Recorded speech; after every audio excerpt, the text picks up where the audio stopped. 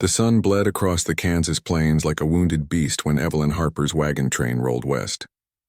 Dust rose in amber clouds behind the oxen, coating everything in a fine copper taste of earth. The prairie wind tangled in her hair, and she squinted at the endless horizon that promised land, freedom, and something close to hope. Her father, Samuel Harper, was a quiet man of conviction, the sort who believed that sweat and prayer could tame even the wildest soil. Evelyn, his only daughter, rode beside him on a gray mare, her bonnet pulled low. She wasn't a fragile woman by any means. Frontier life didn't allow that. She could shoot a rabbit, milk a cow, and patch a wagon wheel before most town girls finished breakfast. Yet beneath that toughness was a heart still tender, still yearning for beauty in a land that offered only grit. The nights were the hardest. Coyotes howled in the distance, and the campfire's glow flickered against the faces of the travelers, men who carried rifles even while they slept. They all knew the stories: raids, ambushes, disappearances. The frontier was Apache land, and tensions were rising with every new white settler who staked a claim. Evelyn had heard her father mutter prayers about peace with the savages, though his tone carried more fear than faith. She too feared what she did not understand. Still, in her heart, she could not imagine that every native soul beyond the ridgeline was cruel. She'd once seen an Apache mother and her child watching from afar, a flash of color, a human face, and she remembered thinking how alike they all were under the same sun. But that thought was burned away the night the world fell apart. It was near dusk when the first arrow struck. A sharp hiss through the air, then a man's scream ripped across the line of wagons. Horses reared. Men shouted orders lost to chaos. The sound of gunfire cracked the silence of the plains. Evelyn's mare bolted, nearly throwing her as she clung to the saddle. Through the smoke and dust, she saw shadows, swift and silent, darting between wagons. Apache warriors. Her father's voice shouted her name, Evelyn, just before a bullet tore through the side of their wagon. She turned in time to see him fall, his hands grasping the cross around his neck before the light left his eyes. Something in her broke then. She ran to him, screaming, not caring about the danger. But the air filled with fire and dust and the thunder of hooves. A rough hand seized her arm. Another clamped over her mouth. She fought, kicked, screamed, but her strength was nothing against the man who lifted her effortlessly onto his horse. The last thing she saw as they galloped away was the burning wreck of the Harper wagon, and her father's body sprawled in the dirt. The ride into the desert was endless. The moon hung pale above them, cold and watchful. She could barely breathe, her wrists bound, her tears swallowed by the wind. Her captor did not speak. He rode with the steady patience of a man who had seen death too often to be moved by it. His skin was bronze beneath the moonlight, his long black hair tied with a strip of red leather, and his eyes, when they briefly met hers, were not cruel, but calm, deep as the night itself. By dawn, they reached the Apache encampment, a circle of lodges hidden among the red canyons. Children watched with wary eyes, women whispered, and men stood silent as the warrior dismounted and brought her before an older chief. Evelyn trembled as the elder spoke in a language she didn't know. Then the warrior, her captor, answered in low tones. Finally, the chief nodded. The warrior turned to her, his English rough but clear. "You will not be harmed," he said. "You are under my protection." His name was Kana. The days that followed were a blur of fear and confusion. They did not chain her, but they might as well have. She had nowhere to go. The desert stretched for miles, unforgiving, and she knew she would die before she ever found her way back to civilization. The Apache women treated her with cautious kindness, offering food, showing her where to fetch water. Evelyn refused at first, too proud, too angry, but hunger has a way of softening even the hardest resolve. Kana watched her quietly. He never struck her, never shouted. When the tribe moved camp, he gave her a horse to ride. He spoke little, but when he did, his words were measured, almost gentle. She wanted to hate him, needed to hate him. But at night, when the fires burned low, she would glance toward him and wonder what kind of man could lead a raid yet carry such quiet in his eyes. One evening, she found him sitting alone, carving something from wood. Against her will, curiosity drew her near. It was a small bird, delicately shaped, its wings spread wide. She stared at it in silence until he looked up. "In my tongue," he said, "it means freedom." He handed it to her. You should have this. She didn't take it. You took my freedom, she spat bitterly. He nodded, as though the truth did not wound him. Perhaps, he said, but I did not take your life. Others would have. That night, she cried silently beneath her blanket, clutching the wooden bird she'd finally accepted. Days became weeks. Evelyn learned to ride bareback like the Apache women, to recognize the call of distant hawks, to find hidden springs in the desert. Her skin darkened under the relentless sun, her hair tangled, her dresses torn and replaced with woven skirts and soft deer hide. Each dawn brought the smell of smoke and wild sage, the steady rhythm of drums, the haunting echo of songs that spoke of the earth and the sky. Yet even as her body adapted to this strange world, her heart warred within her. She dreamed of her father, of home, of a white church and the sound of bells, but she also dreamed, though she would not admit it, of Kohana's steady voice and the way his hands worked with quiet grace. The turning came when she saw him with a child. One of the younger boys had fallen and cut his knee badly. Kohana knelt beside him, washing the wound, binding it with a strip of clean cloth. The boy clung to him like a son. There was a tenderness there, a patience she had never expected from a man she'd been taught to fear. That night, Evelyn found herself staring at the stars, whispering into the darkness. Who is he, really? In the weeks that followed, the tribe prepared for winter. Kohana began to teach her words, simple ones for food, water, sky, love. She refused to say the last one, and he only smiled. Then came the day when the chief called a council. There was unrest among nearby tribes, danger for a white woman traveling unprotected. Kohana spoke to her afterward, his tone solemn. "You will marry me," he said quietly. She froze. "Never," he didn't argue. "It is not for desire," he said. "It is to protect you. Without this, the others will take you from me, and they will not be gentle." The world tilted beneath her. She wanted to scream, to run, but there was nowhere to go. The thought of belonging to him, of being his wife in this foreign world, made her heart hammer in panic. Yet in the silence that followed, she realized the truth of his words. Whatever his reasons, Kohana had never hurt her. Perhaps he truly meant to keep her safe. And so, as the sun set behind the blood-red cliffs, Evelyn Harper, the settler's daughter, faced a choice between freedom and survival. The girl who had once believed love was something tender and civilized now stood on the edge of a world that would demand everything from her heart. As the drums began to sound, echoing like thunder through the canyon, she whispered to herself, "God help me." And somewhere, unseen in the growing dusk, Kohana lifted his eyes toward the same sky and murmured a prayer in his own tongue, one she would someday understand. The sun rose blood orange over the canyon on the morning Evelyn Harper became a wife. The Apache camp hummed with quiet ceremony. Women weaving garlands of wild sage and red feathers, men painting their faces with streaks of ochre and black.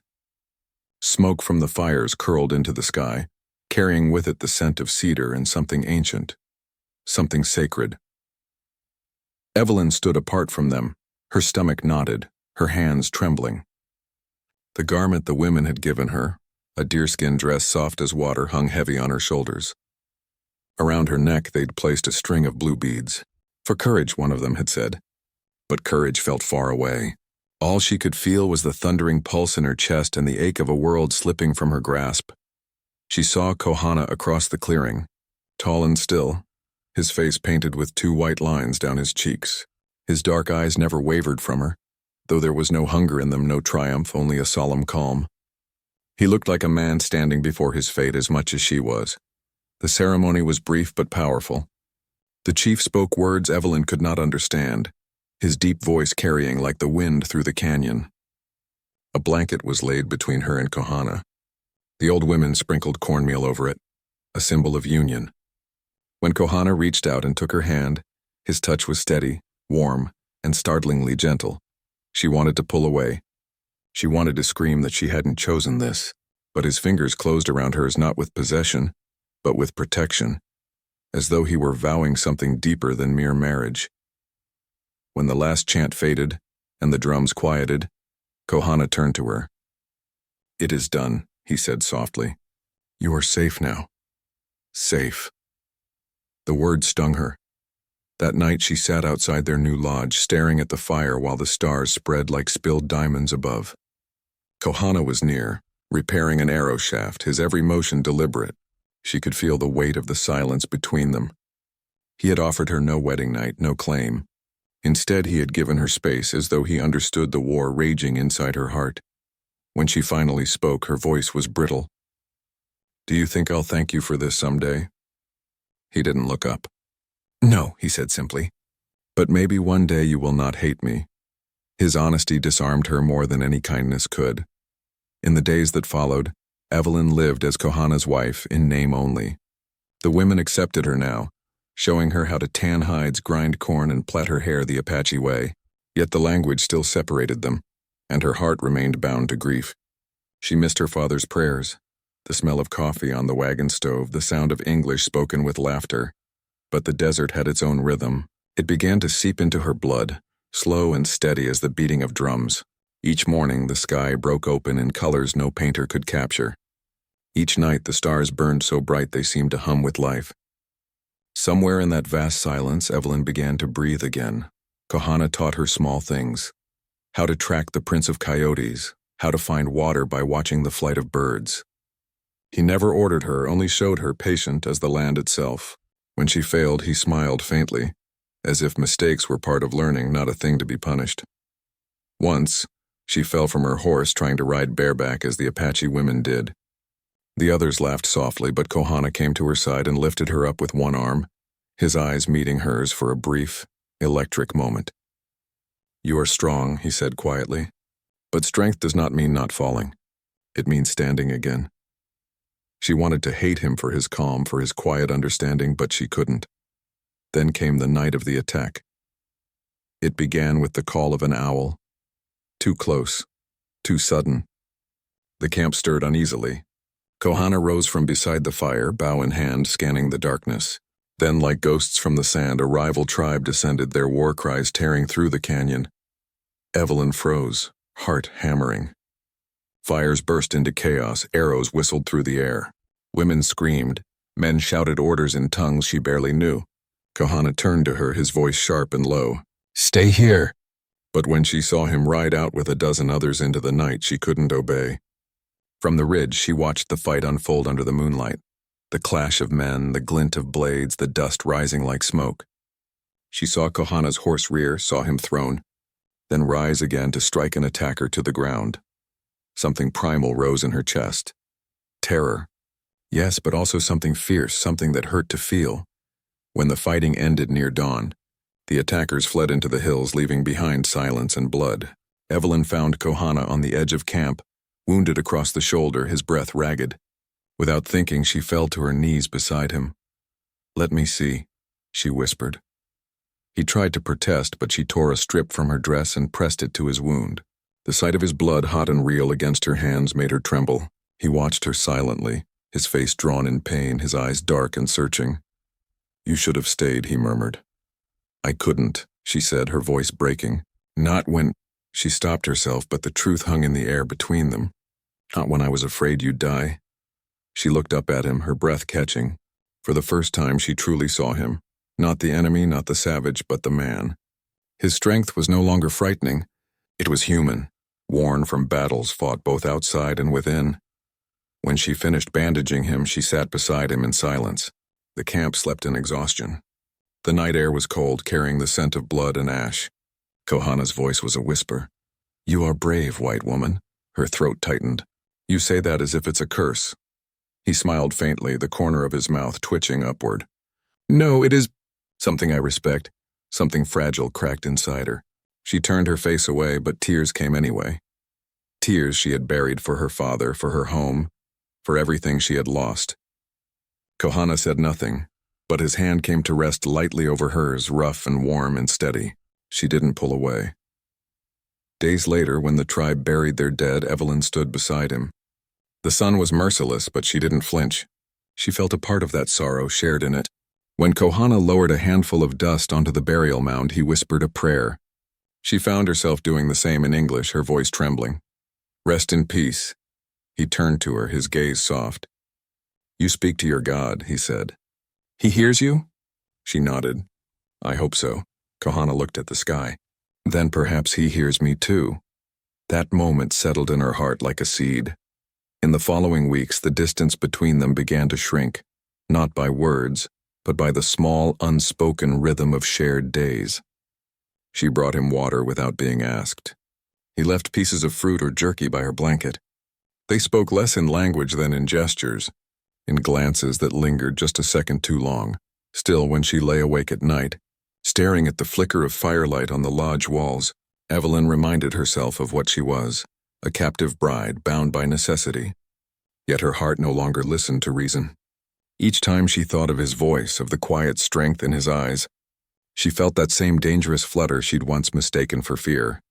And one evening, as the sky turned the color of rose and embers, she realized that her world had shifted. She no longer dreamed of escape, at least not in the same way. She dreamed of understanding, of belonging, of what it might mean someday to touch his hand not because she had to, but because she wanted to. Winter came to the desert like a slow whisper. The nights grew colder, the stars sharper against the velvet sky, and frost sparkled faintly on the canyon stones at dawn. For the first time since her capture, Evelyn Harper felt something like peace, not comfort, not yet, but the stillness that comes after a storm has spent its rage. Her days followed a rhythm she'd once thought impossible. She rose before sunrise, helped the women grind corn and tend the fires, fetched water from the river that wound silver through the valley. The Apache children followed her with laughter now, calling her by a soft version of her name, Evelyn. She no longer flinched at the sound, and Kana, he was never far. He'd become a constant presence, not as a captor but as something steadier, quieter. They spoke more now, a mix of halting English and Apache words that tumbled clumsily from her lips. When she mispronounced something, his rare smile would appear, fleeting as dawn. One morning, as the tribe prepared to move their camp to the winter grounds, he showed her how to read the sky. "When clouds walk like horses," he said, pointing west, "rain will follow." She shaded her eyes, squinting at the sky. "And when they run?" He chuckled softly. "Then you find shelter fast." It was such a small thing, a shared joke, but Evelyn found herself smiling long after he'd turned away. Over time, she began to see the Apache world through his eyes. She watched how he treated his people, with respect, patience, quiet authority. When a dispute arose, he listened before he spoke. When a child was hungry, he shared his portion without fanfare. His leadership was not born of pride but of service, and she began to understand why the tribe followed him so willingly. Still, part of her heart fought against the pull she felt toward him. He was the man who had taken her from her world. No amount of gentleness could erase that truth, and yet, in the quiet moments when their eyes met across a fire, or their hands brushed while tending a horse, her pulse betrayed her. It was during the journey to the new camp that everything changed. They traveled 3 days across open plains, the wind slicing cold and dry through their clothes. On the second night, the weather turned fierce. The wind howled, carrying sheets of sand that stung like needles. Kana ordered the group to take cover in a nearby canyon, where narrow walls offered some protection. Inside, the air grew thick with dust. The tribe huddled close around small fires. Evelyn sat near one, shivering, her blanket drawn tight. Kana approached, his face streaked with sand. "You are cold," he said. "I'll manage." He studied her for a moment, then crouched beside her and spread his cloak around them both. She stiffened, but his presence radiated warmth. They sat in silence, the storm's roar echoing outside like the fury of gods. "Do you hate me still?" he asked suddenly. She blinked, caught off guard. "I don't know." He nodded, as though he expected no other answer. "Hate is strong. It can live longer than love." Evelyn looked at him, at the faint scar that traced his cheek, at the calm strength in his eyes. "You speak of love as if you know it well." Kana's gaze drifted to the fire. "I knew it once. A woman from my people. She died when the soldiers burned our village. I thought love was buried with her." But he hesitated. "Sometimes I see it again. In the way the desert breathes after rain, in the courage of someone who survives what should have broken her." Her heart thudded painfully. She didn't know what to say. When she finally spoke, her voice was barely a whisper. "You think I'm courageous?" He turned to her then, his eyes soft in the firelight. "You live among those you feared. You learn, you help. You still smile. Yes, Evelyn Harper, you are brave." The storm howled on, but inside that narrow canyon the world seemed to fall away. For the first time she allowed herself to look at him. Really look. Not as the man who'd taken her life from her, but as the one who'd given her a new one, however strange and uncertain it might be. Hours passed. The wind died. Dawn crept pale and silver over the rocks. When they emerged from the canyon, the desert stretched before them, washed clean, glistening like glass.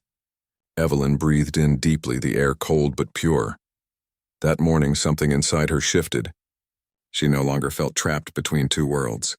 Instead, she felt suspended between them, as though both were calling to her. In the days that followed, she and Kana grew inseparable. They worked together repairing the lodge poles, hunted small game, and shared quiet meals beneath the stars. She learned his stories, the creation myths, the songs of his ancestors, the dances that honored the moon. He listened when she spoke of her father, of Kansas, of a faith built on hymns and scripture instead of spirits and sky. One evening, as they sat by the fire, she began to hum an old hymn her mother had loved. Her voice trembled at first, but Kana listened intently, his head tilted. When she finished, he said, "It is a good song. It speaks to the same great spirit I know." Evelyn blinked. "You think our gods are the same?" He smiled faintly. "The same sun warms us both. The same stars guide our way. Perhaps they are not so different." Her heart stirred at his words. For so long she had believed her world and his were divided by something unbridgeable, yet now in the fire's glow the distance between them felt no wider than the space between two hands. Then came the night she would never forget. They had gone to fetch water from the river, where moonlight shimmered across the surface like liquid silver. The air was still, the silence almost holy. Kana knelt to fill a jug, and Evelyn watched him, the curve of his shoulders, the calm certainty in every movement. "Kana," she said softly. He looked up. "Do you ever wish things were different? That I had never come here?" He set the jug down, his expression unreadable. "If you had not come," he said, "perhaps my heart would still sleep." The words hit her like a heartbeat. She stepped closer, the air thick with something she could no longer fight. His hand rose to brush a strand of hair from her face, his fingers lingering just long enough for her breath to catch. In that moment, the desert seemed to hold its breath with them. When he kissed her, it was not a claim, it was a question, a promise, a beginning. His lips were warm and sure, yet reverent, as though he feared breaking something precious. Evelyn's eyes fluttered shut. All the fear, the anger, the grief dissolved, leaving only the truth that had been growing between them since the day she'd first looked into his eyes. When they parted, she whispered, "I don't understand this." Kana smiled faintly. "You do. You just do not wish to." She laughed softly, tears in her eyes. "You're probably right." That night she slept with her head against his shoulder, listening to his heartbeat beneath the blanket. It was steady, grounding, like the desert itself. By dawn they were back among the tribe, their bond unspoken but unmistakable. The women smiled knowingly. The men nodded with quiet respect. Something had changed and everyone could feel it. In the days that followed, Evelyn found herself walking with new confidence. She spoke the language more clearly, worked beside the women as an equal, not an outsider. When Kana's gaze met hers across the camp, she no longer looked away. The girl who had once been terrified of the Apache warrior now felt her heart tethered to him as surely as the sun to the sky. She was no longer just a captive bride. She was part of something greater, something fierce, sacred, and born of the desert's endless, unyielding heart. And though she didn't yet dare call it love, she knew that whatever it was worth everything she had lost to find. Spring crept over the desert like a shy lover, slow, hesitant, tender. The canyons bloomed with bursts of color, tiny wildflowers pushing through the dry soil, painting the land with unexpected beauty. Evelyn Harper had come to love those mornings, the kind where the world smelled of rain and sagebrush and the faint sweetness of something new being born. It had been almost a year since she'd arrived among the Apache. Time had a way of slipping quietly through her fingers now.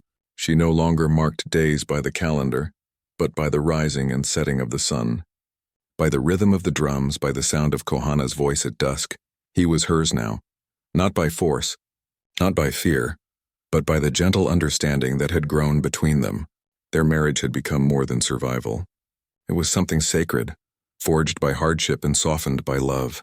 When he touched her hand, when he smiled that quiet smile, she felt the desert itself move inside her chest, yet no peace on the frontier ever lasted long. It began one afternoon when she saw a dust cloud on the horizon.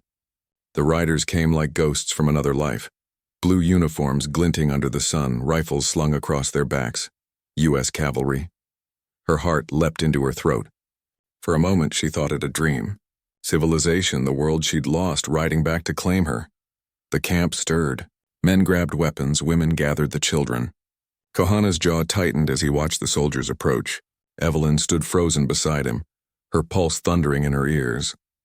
When the cavalry reached the clearing, their leader dismounted, a tall man with a mustache and a sharp, commanding voice. "We come under orders of Major Terrence Wallace," he announced. "We seek a white woman taken from a settler caravan last year. Her name is Evelyn Harper." Every eye in the camp turned to her. The word struck like a bell inside her skull. She stepped forward slowly, her knees trembling. "I am Evelyn Harper," she said, her voice shaking. The officer's expression shifted from suspicion to astonishment. "My God," he breathed. "You're alive." Kohana moved closer, placing himself slightly between her and the soldiers, his hand resting near his knife. The captain's eyes flicked toward him, wary. "You were taken by them?" he demanded. "Are you being held against your will?" Evelyn's throat went dry. She looked at Kohana, the man who had once been her captor, now her protector, her husband, her heart. "No," she whispered. I am not held. I am his wife." A murmur rippled through the soldiers. The captain's face hardened. "His wife?" He spat the word as though it burned his tongue. "Miss Harper, you've been tricked. You've suffered. You're not thinking clearly." "I know what I say," she replied, her voice gaining strength. "I belong here now." Kohana spoke then, his English slow but firm. "She is free. No one owns her." The tension between them crackled like lightning. The captain turned to Evelyn again. "You can't mean to stay here. You're a settler's daughter, for God's sake. Come with us. We'll take you home." "Home." The word hit her like a stone thrown through glass. For a moment she saw her father's face, heard his voice reading scripture by lantern light. The ache of memory clawed at her chest. But when she looked back at Kohana, standing silent, steady, waiting, her choice was no longer simple. "I need time," she said. The soldiers set camp nearby under the captain's orders. The Apache watched warily, keeping their distance. That night, Evelyn sat apart from both camps, staring at the horizon. The desert stretched before her, vast and eternal, the same land that had once been her prison and was now her sanctuary. Kohana approached quietly, his shadow falling across the sand. "You will go," he said softly. She turned to him, startled. "What?" He met her eyes, and the pain there nearly broke her. "You miss your people, your father's world. You do not belong to me," her voice trembled. "You don't want me to stay?" "I want you to be free," he said. "You must choose your own path, not one forced by fear or need." Tears welled in her eyes. "You saved me. You taught me how to live again. And now you tell me to go?"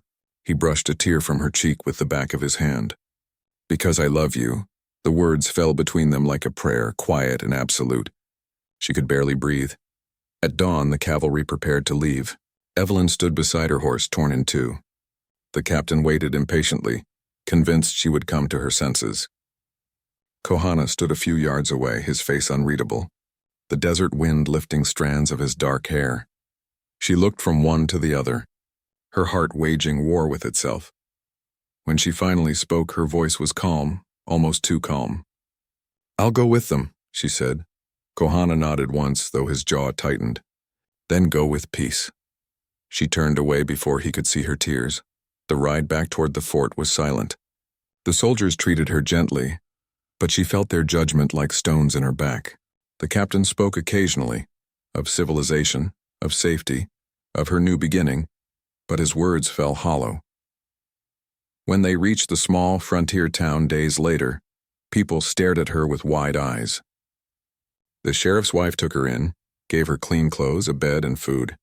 But nothing felt right. The walls were too close, the air too still. At night she dreamt of the desert, the songs, the laughter, Kohana's voice calling her name across the wind. the town women whispered when they thought she couldn't hear. She lived with them savages. Can't be right in the head now. She ought to be grateful she was rescued. Grateful. Evelyn stared into her mirror one night, touching her reflection as though it were a stranger's. The woman who looked back at her wore calico and lace, but her eyes were the color of desert storms. When word reached the fort that the army planned a punitive raid on a nearby Apache camp, her blood ran cold. She heard the names, the location. It was Kohana's band. That night she didn't hesitate. She saddled a horse under cover of darkness, the moon her only witness, and rode hard across the desert. The wind bit her cheeks, her heart pounding with every hoofbeat. "Please, God," she whispered into the night. "Don't let me be too late." By the time she reached the canyon, dawn was breaking, gold and blood red across the horizon. Smoke rose in the distance. She pushed her horse faster, tears blurring her vision. The crack of gunfire echoed through the cliffs. She found Kohana among the chaos, his people scattering to safety, soldiers pressing in from every side. He was fighting fiercely, his bow drawn, his movement swift and desperate. "Kohana!" she screamed, throwing herself from the horse. He turned, disbelief flashing across his face as she ran to him. "Evelyn, what are you doing?" "Stopping this," she cried. "You have to flee." He shook his head. "I will not leave my people." A bullet whizzed past, grazing his arm. She grabbed his hand, her breath ragged. "Then I'll stand with you." He stared at her, pain and love warring in his eyes. "You would die for me?" "No," she said, her voice breaking. "I would live for you." Gunfire roared again, and they dove for cover behind a boulder. The soldiers advanced, their shouts echoing through the canyon. Evelyn rose to her feet, waving her arms. "Stop!" she screamed. "Stop this madness!" The captain recognized her instantly. "Evelyn, get away from him." "No!" she shouted back. "He's not your enemy. He's a man, he's my husband, and he saved me when none of you could." For a moment silence fell. The soldiers hesitated, their rifles wavering. The captain's face was pale, torn between duty and conscience. In that fragile pause, the sun broke fully over the canyon rim, spilling light across the battlefield. Kohana rose slowly beside her, his hand finding hers. Their fingers intertwined, two worlds joined beneath the same sky. The captain finally lowered his weapon. "Stand down," he ordered quietly. "That's enough blood for one day." The soldiers obeyed. Evelyn turned to Kohana, tears spilling freely now. "I came back," she whispered. He brushed his thumb across her cheek. "I knew you would. The desert does not let go of those who belong to it." The sun climbed higher over the canyon, spilling gold across the wounded land. Smoke drifted in thin ribbons from dying fires. The echoes of gunfire faded into the hush of wind and sand, leaving behind a stillness that felt sacred. Evelyn stood beside Kohana amid the quiet, her dress torn, her face streaked with dust and tears. Around them, Apache men tended to their wounded. Women gathered children, and soldiers began to pull back under the captain's orders. No one spoke of victory, there was none. Only survival. The captain approached slowly, his hat in hand, his expression caught between shame and disbelief. "Miss Harper," he said quietly, I didn't understand." None of us did. Evelyn looked at him, her voice steady despite her trembling. "You saw what you were told to see, savages, enemies. But they're people, Captain. Families, hearts that love as fiercely as any settlers." He nodded, eyes downcast. "I'll report this as a misunderstanding. The army won't return." He hesitated, then added softly, "If you ever wish to return to the fort, the offer still stands." Her gaze drifted to Kohana, who stood a few steps away, speaking quietly with his warriors. His arm was bandaged, blood seeping through the linen, but his movements were calm, his presence strong as the land itself. "I'm already home," she said simply. The captain lingered for a moment, then bowed his head and left. The soldiers rode away one by one, their silhouettes shrinking into the horizon until only dust remained. As silence settled once more, Evelyn turned to Kohana. "It's over," she whispered. He looked at her with that deep, unreadable gaze she had come to love. "No," he said softly. "It has just begun." That night, under a blanket of stars so wide it seemed to touch forever, the Apache gathered to honor those lost and to bless the peace that might finally come.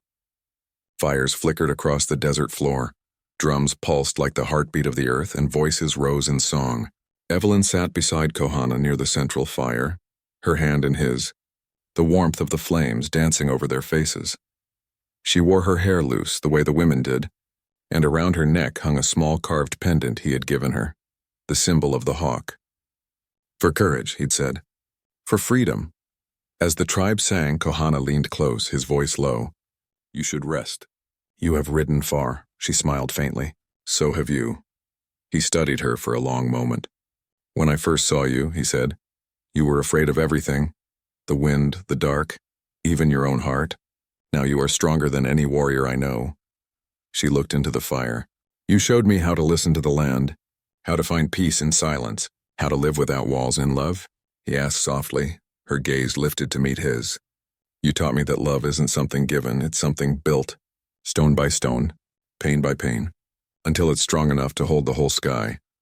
Kohana smiled then, the kind of smile that came from deep within, rare and real. "The spirits must have sent you to me," he said. "I never believed I would find love with someone from another world." She touched his face, tracing the line of his jaw, the faint scar near his temple. "Maybe we were never from different worlds. Maybe we just forgot how much they were the same." He took her hand and pressed it against his heart. "This is your home now," he said quietly. "But it will not be easy.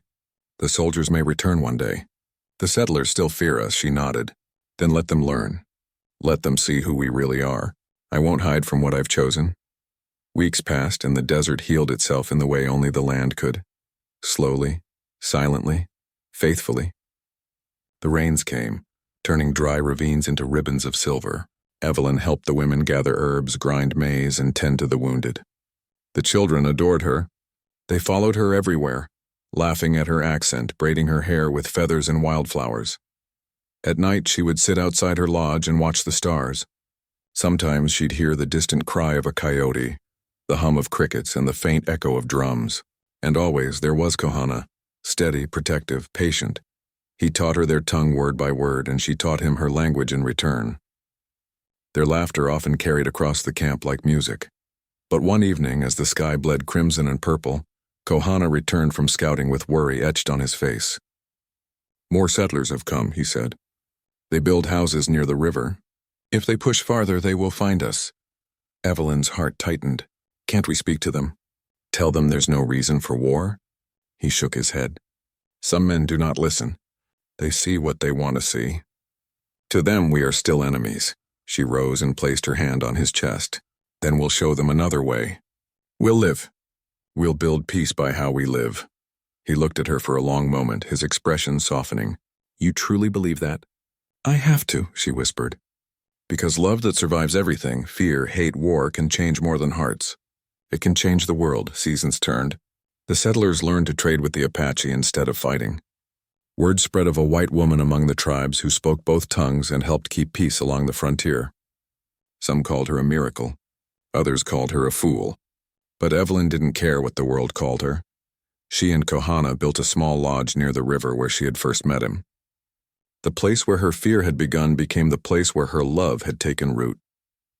Every dawn she would wake to the sound of his voice murmuring in prayer, his hands lifted toward the rising sun. And each time she thanked the same Creator, for the man who had once been her captor, and now was her soul's other half. One morning, as the wind whispered through the cottonwoods, Kohana took her hands in his and looked deep into her eyes. "You have given me more than love," he said. "You have given me peace." She smiled, her heart swelling with the same fierce tenderness that had carried them through fire and loss. "And you," she said softly, "have shown me the meaning of true love." Years later, when travelers passed through that part of the frontier, they spoke of the woman of two worlds, a settler's daughter who had found her heart among the Apache and never looked back. They said she could calm storms with her voice, that the desert bloomed brighter where she walked, and that her husband, the warrior Kohana, never left her side even in death. Legends have a way of outliving truth, but if you stand at sunset by the river that cuts through the Red Canyon, you can still feel them there. The whisper of her laughter in the wind, the warmth of his voice in the hush of dusk. And somewhere between the earth and the sky, love endures, wild, untamed, eternal, because once upon a time, A settler girl was forced to marry an Apache warrior, and he showed her the meaning of true love.